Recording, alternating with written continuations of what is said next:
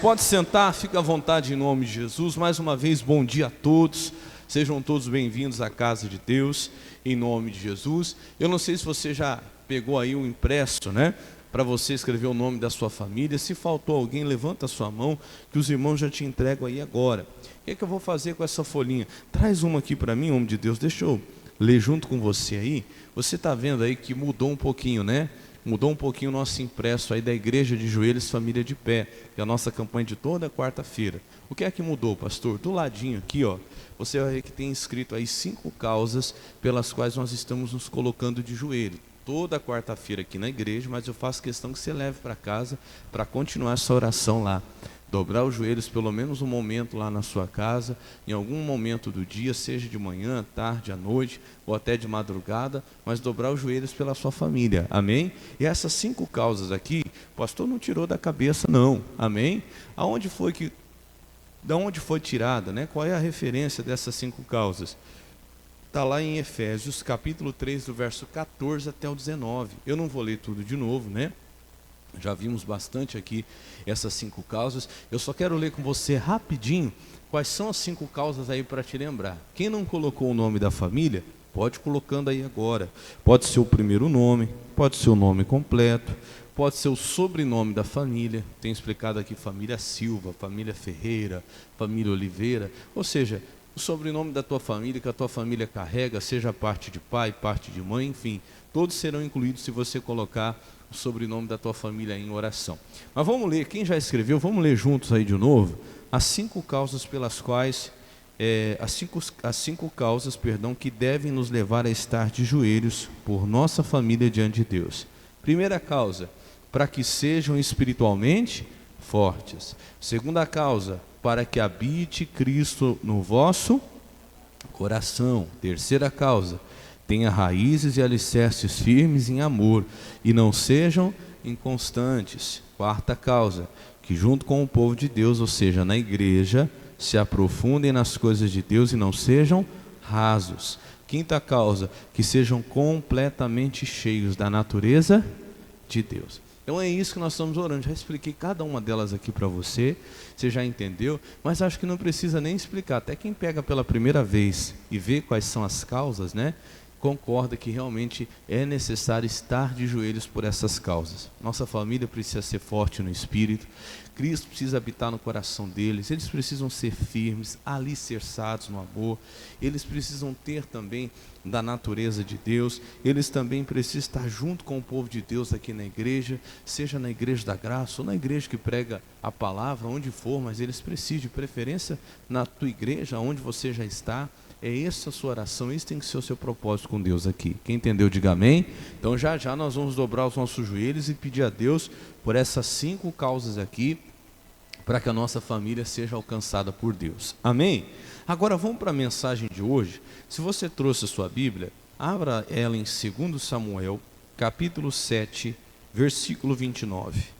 Eu quero mostrar para você uma mensagem que eu dei um tempo atrás aqui, falando sobre a oração de Davi por sua família. Você sabe que Davi, ele fez uma oração pela família dele, que nós devemos fazer pela nossa também. Quarta-feira, inclusive, é o dia que nós estamos aqui fazendo isso, orando pela nossa família. Mas a oração pela família, ela não pode ser feita de qualquer jeito. Existe um princípio, existe uma maneira certa de você orar pela família. Tem gente orando pela família que, na verdade, não vai ter resultado. Eu tenho que ser sincero com você. Eu tenho que ser sincero contigo. Por quê, pastor? Porque não está respeitando a ordem das coisas. Não está entendendo a maneira certa de orar pela família. Eu sempre explico assim, ó, você já vai entender. A obra de salvação de a obra de salvação de Deus, perdão, a obra de salvação de Jesus, para alcançar a família de alguém, começa pela própria pessoa. Jesus não vai pular a mim, Jesus não vai pular eu, para alcançar a minha família. Porque muitas vezes eu estou orando pela minha família, mas nem eu ainda tomei a decisão de ser um servo de Jesus. E às vezes é o que está faltando. Ah, pastor, por que Deus não me atende? Eu oro tanto pela minha família, oro pelo meu filho, pela minha filha. Porque, meu irmão, a Bíblia vai mostrar para nós hoje, ninguém pode dar aquilo que não tem. Vou te mostrar isso. Vamos lá? Olha a oração de Davi pela família. Ele disse: "Sê, pois, agora servido de abençoar a casa de quem? do teu. Vamos ler de novo? Sê, pois, agora servido de abençoar a casa de quem? Então ele está falando para Deus: Senhor, ser servido de abençoar a minha casa. Mas ele não diz sim, simplesmente abençoe a minha casa. Ele está dizendo: abençoe a casa de quem? Do teu servo. O que ele está dizendo aqui? Senhor, eu não estou pedindo para o Senhor pular a mim e abençoar a minha família. Não, eu sou teu servo. Eu já tomei essa decisão na minha vida. E por eu ser seu servo, eu também quero essa bênção para a minha casa. Por quê? Porque é uma coisa, como que eu posso dizer? Seria uma coisa sem lógica, né? Eu pedi a Deus que dê para a minha família uma bênção que nem eu tenho ainda. Como eu disse, ninguém pode dar aquilo que não tem. E ele continua dizendo: para permanecer para sempre diante de ti. Que ele queria que a família dele estivesse sempre diante da presença de Deus. Pois tu, ó Senhor Jeová, o disseste, com a tua bênção será sempre bendita a casa de quem? Do teu servo. Então ele batia nessa tecla. Davi fez questão de dizer: Jesus, ó Senhor, eu quero a tua bênção na minha casa, porque como o Senhor disseste, quer dizer, ele está citando as promessas de Deus. O Senhor falou que ia abençoar a minha casa, e Deus falou que ia abençoar a nossa também. Diga glória a Deus. Está lá, como o Senhor disseste, está lá, ó. Pois tu, ó Senhor Jeová, o disseste. Você sabe o que Deus diz a respeito da sua casa? Você sabe o que Deus diz a respeito da tua família na Bíblia? Se não sabe, deveria de saber. Tem muita gente orando e não está procurando saber as promessas que Deus tem a respeito da sua família na palavra. Por isso você tem que vir quarta-feira para você aprender, para você saber o que Deus prometeu em relação aos filhos, quem é mãe, quem é pai. Tem promessas em relação aos filhos que você pode usar. Você que é casado, tem promessas em relação ao casamento, que a Bíblia nos dá para a gente usar. Tem promessas em relação ao marido, à esposa. Nós temos que saber o que Deus disse. E ele sabia, ele falou assim, ó: pois tu, ó Senhor Jeová, o disseste, e com a tua bênção será bendita, será abençoada a casa de quem? Do teu servo. Eu não sei se você reparou, ele bate nessa tecla: a casa do teu servo, a casa do teu servo. Aí é que está.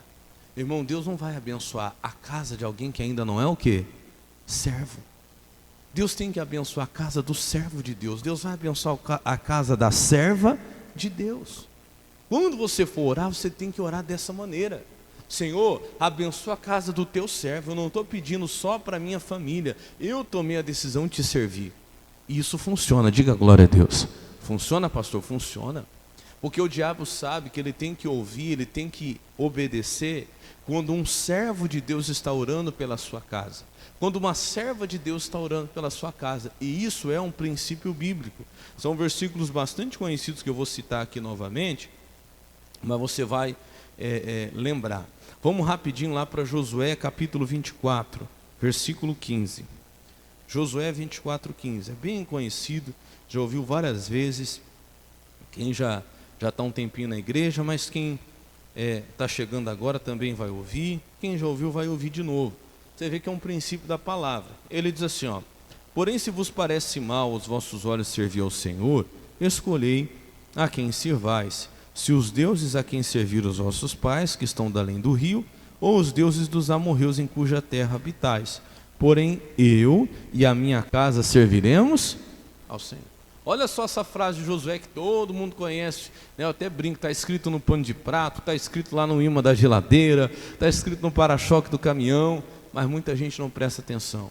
Porém, depois ele diz, e a minha casa serviremos ao Senhor. Por isso que Davi orou: abençoa, Senhor, a casa do teu servo. Tu disseste, está escrito, realmente está escrito. Quando a Bíblia fala, eu vou ler para você, Atos 16, 31, crê no Senhor Jesus Cristo, será salvo tu e a tua casa. Então, por que a minha oração pela minha família, pastor, não está funcionando? Você está sendo servo de Deus? Você está sendo serva de Deus? Porque quando Josué toma a decisão, ele fala: porém, eu e a minha casa serviremos ao Senhor. Por que eu tenho que voltar nessa tecla? Eu ainda coloquei aqui, ó, muitas pessoas estão buscando de maneira errada. Nem mesmo a própria pessoa decidiu por Jesus e quer que Deus alcance a sua família. Não vai, irmão, alcançar. Igual eu brinquei, né, esses dias atrás com você, mas há muitos casos assim. Já vi várias vezes isso acontecer. A irmãzinha traz a foto da família, pede lá, pastor, ora aqui, meu filho, minha filha, fulano, ciclano, pastor, abençoa todos, tá bom, vamos orar por eles. Senhor, abençoa ele, abençoa ela, abençoa fulano, ciclano, meu filho. Ai, pastor, meus filhos estão sofrendo, eu quero que Deus alcance a vida deles. Amém. Vou orar por eles, vou abençoar eles. E a senhora? Não, pastor, estou firme com Jesus, estou na presença de Deus. Aí igual eu brinquei, chega no final de semana, chega o forró, está lá o irmãozinho, a irmãzinha lá, lá no forró. Eu te pergunto, adianta trazer a foto da família e falar assim, Jesus, ô pastor, ora pelos meus filhos, se nem ela ou se nem ele tomou a decisão de servir ou de ser servo de quem? De Deus. Não adianta. Eu tenho que ser sincero a você, eu gosto de pregar a verdade, porque eu não fui enganado, como eu sempre disse, pelos meus pastores, e graças a Deus, e eu também não quero enganar você. Irmão, vem, ora pela sua família, mas quando a irmãzinha vem orar pela família, ela antes de entrar na igreja, apaga o cigarro lá fora, joga a cerveja de lado, e chega e entra dentro da igreja, pastor, ora pela minha família. Mas nem ela tomou uma decisão ainda firme por Jesus. Eu vou estar enganando ela, Jesus, abençoa a família dela, abençoa os filhos dela, abençoa, Senhor, ouça a oração dela. E eu pergunto, Deus vai me ouvir? A minha oração tinha que mudar, tinha que falar, Jesus, antes de abençoar o filho, a filha, dá juízo para ele, dá juízo para ela. Abra a mente dele, abra a mente dela, para que ela possa se tornar um servo, uma serva de quem? De Deus, e aí o que o Senhor disse vai se cumprir. Ela e depois a sua casa servirão ao Senhor. Quem entendeu, diga glória a Deus. Não tem como, irmão. Jesus não vai pular você para alcançar a sua família. Existe uma ordem na bênção de Deus. Primeiro você, depois a sua casa. Por que isso, pastor? Porque a Bíblia diz, existe um princípio bíblico que eu vou mostrar para você, que Deus não pula. Ninguém pode dar o que não tem. Ninguém pode dar o que não tem. Nem eu estou salvo ainda, igual eu brinco. Eu falo assim, olha, imagina que afundou o navio. Afundou, tá? Aí eu estou querendo salvar a minha família. Como é que eu salvo? Tem lá um bote salva-vida. Aí eu estou lá na água ainda querendo salvar a minha família. Só que eu estou morrendo afogado e eu estou querendo salvar a minha família. Tem jeito? Vai morrer todo mundo. Se eu quero salvar, eu subo no barco, agora eu estou no barco, agora eu venho e trago um, aí eu vou e esforço e trago outro, ponho no barco também, eu vou e esforço e trago outro e ponho também, porque eu estou no barco, eu já estou seguro, eu agora posso salvar. Fala assim, ó, só o salvo pode salvar. Não tem como, irmão, quem não é salvo poder salvar alguém. Seria injusto da parte de Deus, seria fora do princípio de Deus, da palavra. Olha outro versículo que você conhece bastante, Atos 16, 31. Quem não quiser não precisa nem abrir, só vai marcando aí que eu vou bem rapidinho, tá? Para a gente chegar no principal. Atos 16, 31, a palavra que Paulo e Silas dá ao carcereiro, né, que os havia prendido. Olha só, e eles disseram, crê no Senhor Jesus Cristo e será salvo quem? Vamos lá, igreja? Tu e a tua casa. Oh, meu irmão, a palavra de Deus não erra. Você vê como ela se completa? Quem é que tem que ser salvo primeiro? É tu. Fala para o irmão do seu lado, fala, é tu. Depois a tua casa. A gente quer pular o tu. Não, pastor, eu sei que eu não estou certo com Deus ainda. Você já tomou decisão por Jesus? Não. Você já entregou sua vida a Cristo de verdade? Ainda não. Mas Jesus esquece de mim? Não olha para mim não. Olha lá para os meus filhos, para a minha família. Não funciona. Não funciona. Sabe por que Jesus é intercessor de todos nós diante do Pai? Sabe por quê?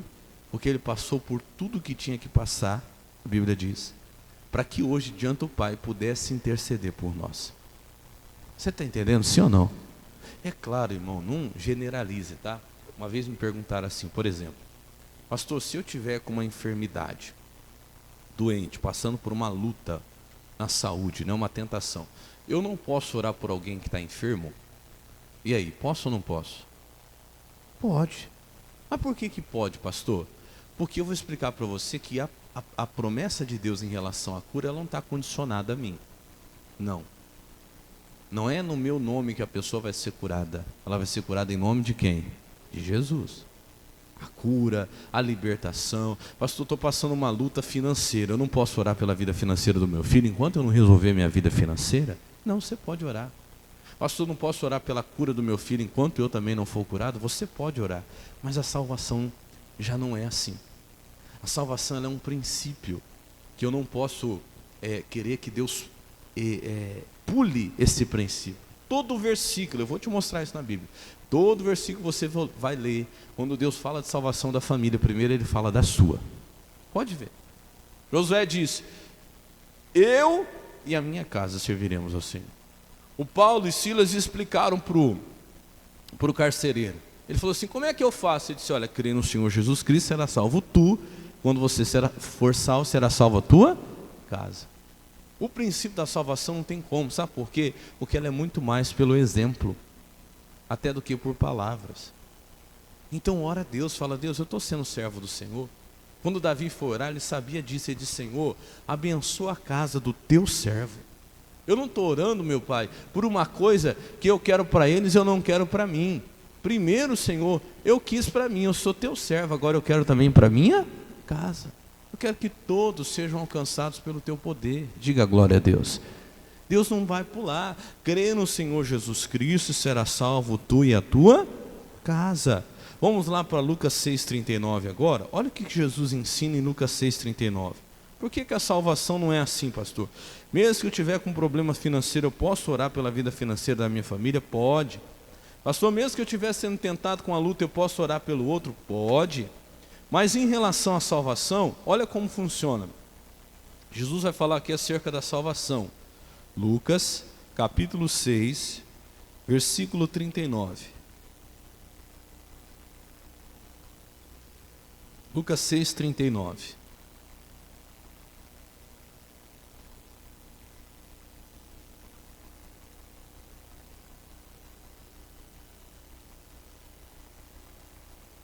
Quem achou, diga amém. Ele diz assim, ó. E disse-lhes uma parábola. Pode, porventura, um cego guiar outro cego? Não cairão ambos aonde? Na cova. Então eu estou cego, eu ainda não tomei uma decisão por Jesus. A pessoa cega aqui não é cega fisicamente. Jesus está dando um exemplo, né? Se um cego físico for pegar outro pela mão e guiar ele, os dois vão cair. Eu estou falando do cego espiritualmente. Quem é que está cego espiritualmente? Quem não entregou ainda a sua vida a Jesus, quem ainda não deixou o pecado, quem ainda não deixou a vida errada. Eu não deixei, estou cego. Aí eu estou querendo pegar o meu marido, estou querendo pegar o meu filho, estou querendo pegar a minha filha pela mão e dizer, vai, segue Jesus. É igual aquele ditado, né? Faça o que eu digo, mas não faça o que eu faço. Não funciona, não existe. Abra os seus olhos espirituais e fala, Jesus, eu quero estar vendo claramente para poder mostrar para a minha família também, para que eu possa também levar a minha família pelo bom caminho que eu estou seguindo. Diga glória a Deus. Pelo bom caminho que eu estou seguindo. Eu estou seguindo, eu digo, minha família, vamos comigo. Como eu já vi quantas pessoas, né?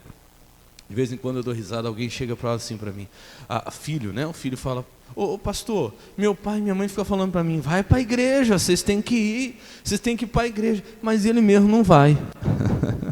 E acontece muito, né? Vai para a igreja, você tem que ir para a igreja buscar Deus. O filho vai falar o quê? Mas nem você vai. É assim ou não é? E é. Porque, irmão, é a primeira coisa que o diabo vai trazer. Não vai seguir o caminho se eu não estou seguindo. Vamos juntos porque eu estou indo e eu quero que você vá comigo.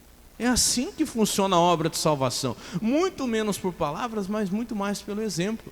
A Bíblia fala, por exemplo, que o marido ele vai ser ganho pela esposa santa, muitas vezes sem o quê? Palavras. Sem palavras, pela atitude. Ele vai ver, ele vai vendo, ele vai observando. Daqui a um pouco ele vai dizer, eu quero ir com você. Que dia que é o culto lá? Hoje eu vou contigo. Ô mãe, ô pai, hoje eu vou com você na igreja. Diga glória a Deus. Por quê? Olha o que Jesus falou. Vamos mudar aqui a tradução.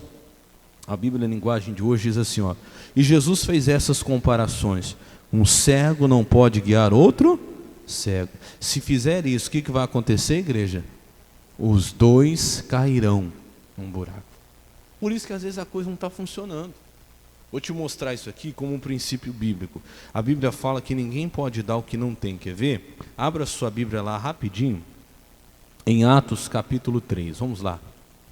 Atos capítulo 3, versículo 6. Atos capítulo 3, verso 6. A Bíblia corrigida mesmo, tá? Que é a mesma que você usa aí. Atos capítulo 3, versículo 6. Em nome de Jesus.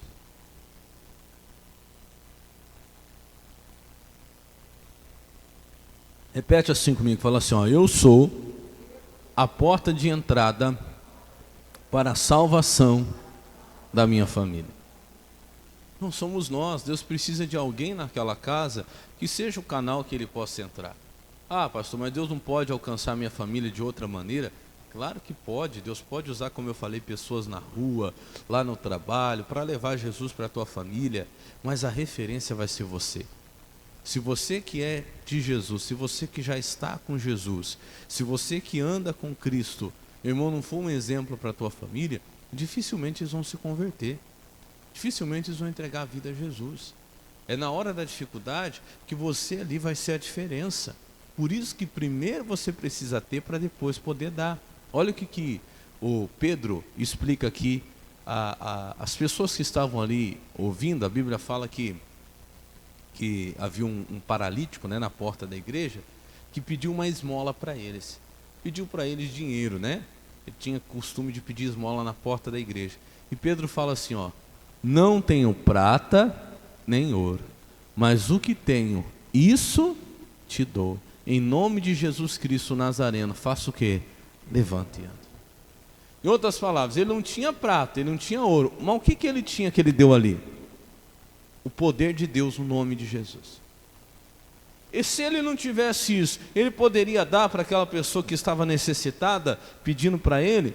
Não. Irmãos, às vezes você não tem uma boa condição para dar para os seus filhos. Puxa, pastor, queria ter mais uma condição melhor para poder dar para os meus filhos, queria ter uma condição melhor para poder dar para a minha família, para que a minha família tivesse uma vida melhor, sofresse menos, tivesse mais conforto, tivesse coisas melhores, estudasse em melhores escolas.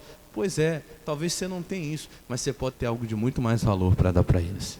O que é, pastor? É a presença de Deus, é a salvação, é a vida eterna. Eu dou glória a Deus, ainda que os meus pais não me deixassem herança nenhuma, quando eles partissem, eu dou glória a Deus porque eles já deixaram para mim o temor de Deus. Desde pequeno eles me deixaram, me ensinaram. Se você me perguntar, pastor, o senhor passou fome? Não, não passei fome, mas teve dias difíceis. Teve dias difíceis. Eu lembro de dias que a gente não tinha nada para comer. Eu lembro da minha mãe estourando pipoca lá para a gente comer pipoca, tomar café. Eu não tinha um pão, não tinha nada.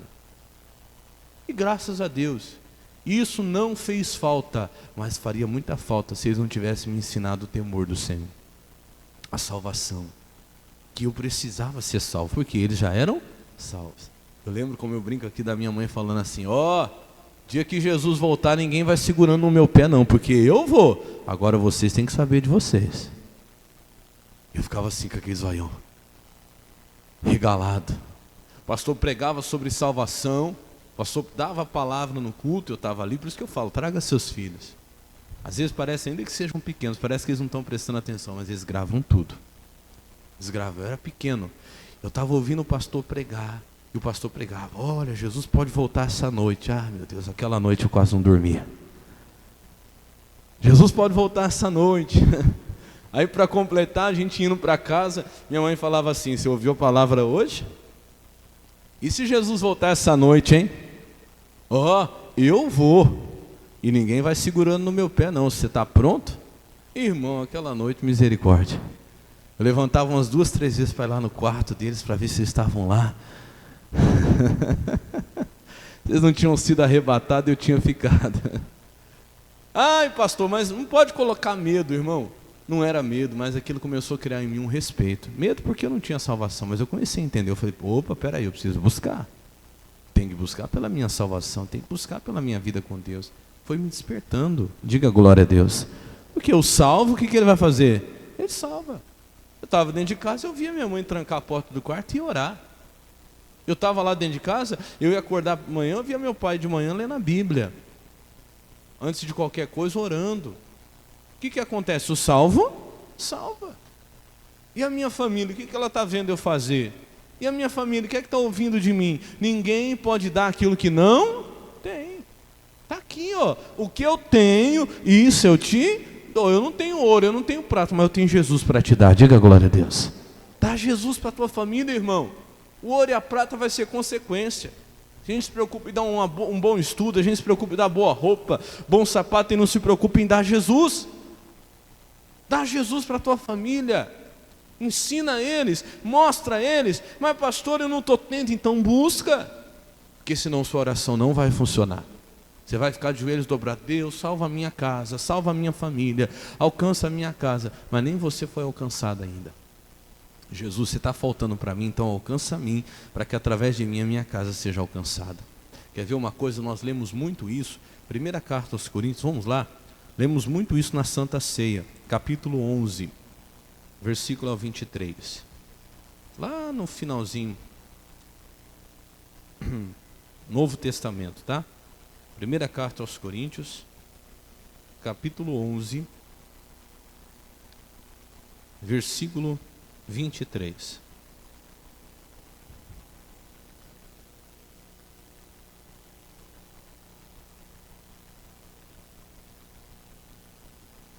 Quem achou, diga amém. Vou colocar ali na tela também, para você acompanhar por ali. Primeira carta aos Coríntios 11, 23.